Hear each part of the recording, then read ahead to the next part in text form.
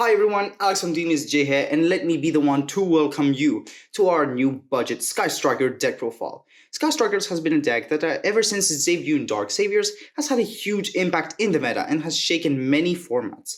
The deck may have fallen from the top tables of the current formats due to the ban of its best card, Sky Striker Mobilize Engage. However, the deck still has many strengths that allow it to function and adapt, making it still a top contender as a powerful and competitive rogue deck. And before we begin our video, make sure to like the video, hit the subscribe button, and leave a comment to let us know your opinion of the deck in the comments below. So sit back, relax, and enjoy the deck profile. So, starting off this deck profile, we do begin with the 3 copies of Sky Striker Ace Ray. I'm really not gonna be spending any time on Ray. She's the most important card to have turn 1. She summons herself, you summon your Link monsters, your Link monster dies, Ray comes back to bring you another Link monster. You do not need to say anything about Ray. This is an amazing card, the most important card of the deck, and nothing else is needed to be said. So 3 copies of Sky Striker Ray. Moving on to the next most important card, in my opinion, is the 3 copies of Sky Striker Rose. Now, this is the one card that is going to be the bank breaker. Unfortunately, Rose is still a very expensive card. Hopefully, with the Mega Tints that will be coming out around September, the price of the deck will fall. However, still, Rose, really important card, and the reason it's so important is because it's another starter, another name. Ever since Sky Striker Mobilize Engage was banned, unfortunately, the consistency of the deck has really fallen, has taken a huge hit, and unfortunately, you need to play Rose just to make sure that you have a Sky Striker monster to start playing Sky Strikers. And there is also the positive that she spell summons herself from the hand, which is really good. And you can continue with link plays, and you have extra bodies on board to attack your opponent and deal more damage. So yeah, I believe that 3 Rose is a must. I do not think you should cut on the Rose. The deck may be budget, however, Rose is still a very, very important card in the deck. Moving on to the rest of the monsters, you do not play a lot of monsters, but you do play some hand traps, and I do play my favorite hand traps in this format. And these are my Cyframe Gear Gamma. This is my favorite one. But why would you be playing this card? Shouldn't you be playing monsters that do not occupy your main monster zones? That is true. However, the fact that Gamma summons himself is not a big deal. First of all, the thing that he banishes himself from your field along with the driver is not a big hindrance.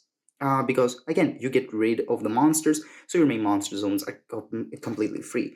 And even if you use it on your turn, and it's very important that you use it on your turn because you simply get 2 extra bodies on board, and since your field is typically empty on monsters, and Ray's effect is, first of all, a quick effect, but it's also a cost, your field is always, or most of the time, is going to be empty for you to use your Gamma. And Gamma is a very powerful card in this format. It has always been a very powerful card, in my opinion, and he's really good. You can continue your link plays and link climb into very powerful monsters. So I do believe that Gamma is a very important card.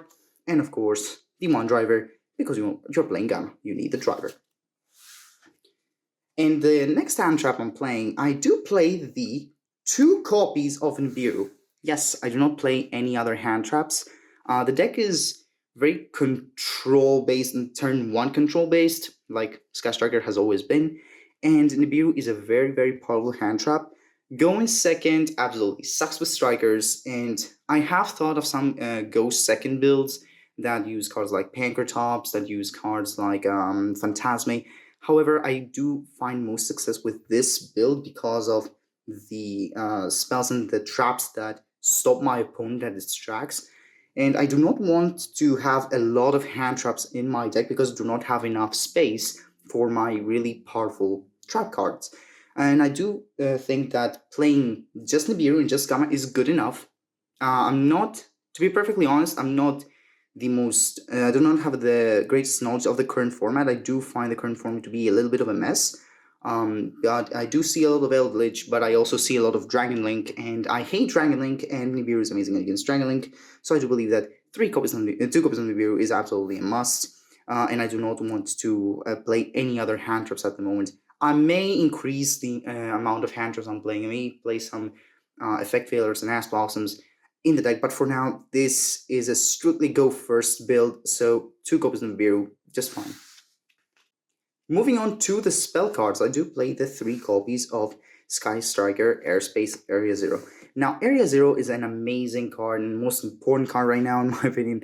And the reason is that you need to get your monsters to your hand. Unfortunately, you cannot just activate your engage and search your Sky Striker Ace Ray and continue from there. You need to play Area Zero in order to dig in for those monsters, because if you do not have your monsters to actually start playing a Sky Striker, it can be a huge blow. You can easily be overwhelmed by your opponent, because you will not have cards like Kagari to recover your spell cards, or Shizuku to search out cards that are really useful, like Anchor or Shark Cannon, etc. So Area Zero is just a needed card for consistency. You want to play Area Zero all the time. So I do have the three copies.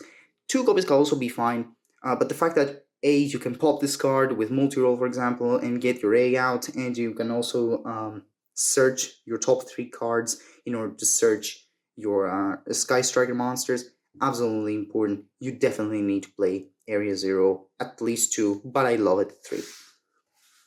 Moving on, I do play three copies of Widow Anchor. I do not really need to explain why Widow Anchor is such an important card. It is the strongest spell the deck has at its disposal right now. Stealing monsters is awesome. Negating their effects is also awesome. It's not once per turn. Amazing. So you do need to play three copies, and you can easily push through game because this card does not prevent your opponent's monster from attacking. So that's a huge plus, unlike Shark Cannon. But it gives you materials for link climbing, link plays, and it allows you to empty your opponent's board and bait out interruptions in order to deal as much damage as possible and go for game like that. So Widow Anchor absolutely must to have a 3. The next Sky Striker spell that I play is the two copies of Sky Striker Mecha Shark Cannon. Shark Cannon is an amazing card because it allows you to banish really important combo pieces in your opponent's graveyard, and that can really be a hindrance to your opponent, especially banishing Eldritch, for example. My favorite target to banish with this card, and also stealing your opponent's monsters, so link climb and go into your more powerful links, for example, your nightmares, etc. It can be a huge blowout to just have a Shark Cannon set and to flip it and banish your opponent's monster. It's a really powerful interruption, and it can be used as a combo extender to win the game easier. So two copies of Shark Cannon, absolutely a must of. Some people play at 3. Right now I'm playing 2 of it, but I may actually start playing 3 because it is amazing. The card is absolutely huge sometimes, and you absolutely need it. So I do find sometimes myself saying, I wish I had the third Shark Cannon. But right now, 2 is perfectly fine for me. And same thing goes for the next Sky Striker spell, Sky Striker Eagle Booster. Now, Eagle Booster is not the most useful one, but it can be really important, especially protecting your monsters. Mostly from protecting your Shizuku from making her unaffected from impermanence and Veiler and other cards, but also the fact that this card can protect your monsters from being destroyed in battle, which is really, really important, because sometimes your opponent's going to try to go for game, and flipping this card can completely stop your opponent's strikes, especially flipping this on a Shizuku that lowers your opponent's monster attacks. So Eagle Booster, amazing protection, must have at least a 2. Next, I do have the one-offs that are the Sky Striker one-offs, and these are the 1 copy of Sky Striker multi-roll. Really, really important card. Prevents your opponent from activating cards in response to your spell cards, which can be amazing. You can make sure that your Widow Anchors are always live and your opponent cannot respond to the Widow Anchors. You can make sure that your Eagle Boosters and that your Shark Cannons go unchained. So this is an absolutely must. And also the fact that you can destroy your Area Zero to immediately get Ray out of your deck to your side of the field. Absolutely amazing. Then there's a one copy of Hornet Jones. Hornet Jones is absolutely amazing just for the fact that it's an extra Sky Striker monster essentially. And the fact that it's a spell, absolutely awesome. You can always have it as a really good extender. For example, using drones on Gagari, take Hornet Drones back, activate Hornet Drones again, go into Zeke or go into your Nightmares. Really important, and I really, really love this card. And then I do play the one copy of Sky Striker Maneuver Afterburns. Just quick and easy removal, especially having three cards in your grave, three spells can be an absolutely huge blowout, destroying many cards on the field, and you can recycle it, use it again. So Afterburner, always good to have one, at least one. So that's it for the Sky Strikers spell cards of the deck. Moving on to the rest of the spells, I do play three copies of Fool's Barrel Goods. Fool's Barrel Goods is an absolutely amazing card. It's a huge consistency booster, but the most important thing is that it gets you different spell cards in the graveyard, allowing you to get your Widow Anchor and then recycle it with your Kagari, allowing you to get just Metalfoes Fusion in the graveyard in order to take it back, draw another card, essentially using it as an upstart goblin, so to speak. So it's a really amazing card, really important. In my opinion, you always need to play 3 copies of Foolish Burial Goods in Sky Striker. Just an amazing consistency booster. Moving on to the rest of the spell cards, I do play the 2 copies of Pot of Desires. Why do not I play 3? Because I play my side frames and I do not want to be banishing my driver all the time because that's just my luck. I've played Desires at 3 and I've ended up with 2 Desires in hand and drawing the third one. I've ended up banishing like 3 copies of Ray. I've ended up banishing my side frame Gammas and drawing the driver, which is the worst one of all. Just 2 copies of Desires, perfectly good enough for me. Don't like it at 3. I've explained many times that Desires at 3, I don't like it at all. So 2, perfectly fine, just right. I'm playing 2. And moving on to the rest of the spells, the one-offs. I do play the 1 copy of Metalfoes Fusion. Just the fact that you get in the grave to multi-roll and area 0, and you draw another card, and Foolish Burial Goods, you draw another card. Absolutely awesome. And recyclable. So it's really good. Just have an extra card to have to destroy and send to the grave is really nice. Reinforcement of the army. You need to find your Sky Striker monsters as quickly as possible. Upstart Goblin. Just getting a spell in the grave and just draw 1. There's nothing wrong with Upstart Goblin. Just draw 1. And finally, 1 copy of Terraforming to get your Area 0 to your hand as quickly as possible to start digging out for those Sky Striker cards. And finally, moving on to the trap portion of the deck, which consists of 3 copies of Solemn Judgment. This is my favorite trap card right now. Solemn Judgment is just an absolutely huge card, protecting your spell cards from being destroyed. Harpy's Feather Dust is still a card, and Solemn Judgment can really be a saving grace against cards like Twin Twisters and Harpy's Feather Dust, etc. Amazing card. Negates summons, so it can negate a huge summon that would completely ruin you. And absolutely amazing card. Amazing protection and always life because you can always pay half-life. So 3 copies of Solemn Judgment it is. And I've talked about how much I despise this card and how much I believe this card should really burn in hell, but 3 copies of There Can Be Only One. If you want your Sky Strikers to be as competitive as possible, you need to play this Cancer Call. Unfortunately, it's just a really powerful card and it synergizes amazingly with Sky Strikers. The fact that it's a continuous trap can be a hindrance. However, you can always pop it with your Area 0. You can always pop it with your the second effect of Afterburners. You can pop it with multi-roll. There is no problem with this card on the field, and it doesn't lock you from going to your Nightmare monsters. And the fact you can still go when your monster is destroyed, you get your Ray back, and Ray can still go into your Link monsters. This card has amazing synergy with Sky Strikers. 3 copies, honestly, is kind of a must. And since the deck has lost Sky Striker Engage, again, the hit is huge. You need to play way more control than you normally would, and 3 copies, absolutely a must of. Moving on to the extra deck, of course, you play your 3 Sky Striker Kagari. Kagari is an absolutely amazing card. Recovery is huge with this card. You can recover your Shark Cannons, you can recover your Eagle Booster, you can recover your Widow Anchors. The card is awesome. 3 copies, absolutely must have. And same thing goes for 3 copies of Shizuku. Shizuku, absolutely amazing card. Searching out your cards, lowering your opponent monster attack. There's nothing really to say about these. These are quote unquote staples. You cannot play less. They're just like Ray. You have to play 3 of both. And that's it. And the one I do believe that you have to play 3 of as well is the Hayate. Hayate is an absolutely amazing card. It can push you for game, which is really good. And the fact that she foolishes your Sky Striker cards is absolutely incredible. Especially using Rose to summon your Sky Striker monsters is not as good. So you can just foolish your Sky Striker Ray from your deck with Hayate to just make sure that you have the Ray in the grave to continue through there. So Hayate, absolutely awesome to have at 3.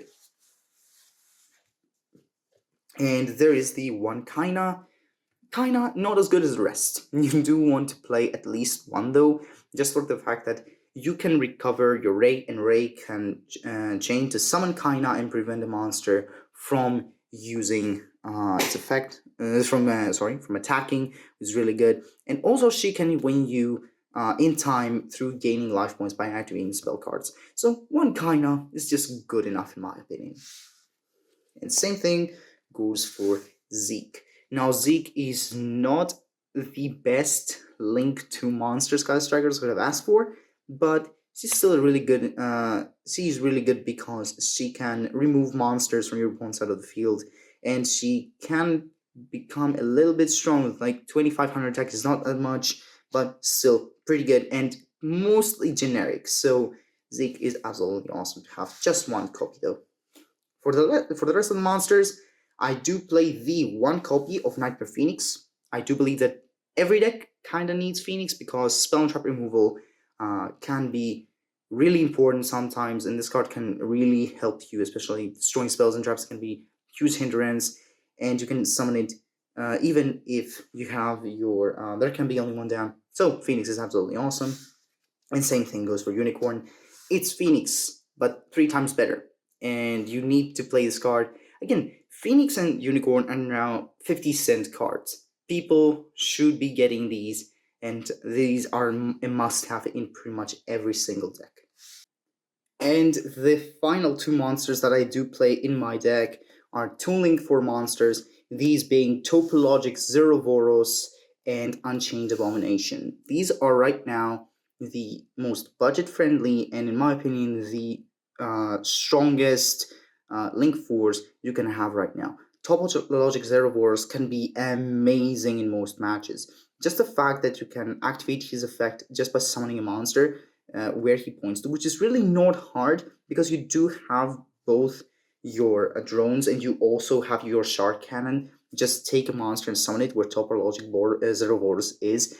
Can be amazing because you just remove every single card from the field out of play, you banish it, and this card becomes absolutely huge, and it gets boosts from your banished card from Pod Desires. So the card is absolutely awesome, and just using this effect just once, it can win you games from, most of the time. And then you have the Unchained Abomination, which is, in my opinion, the safest bet.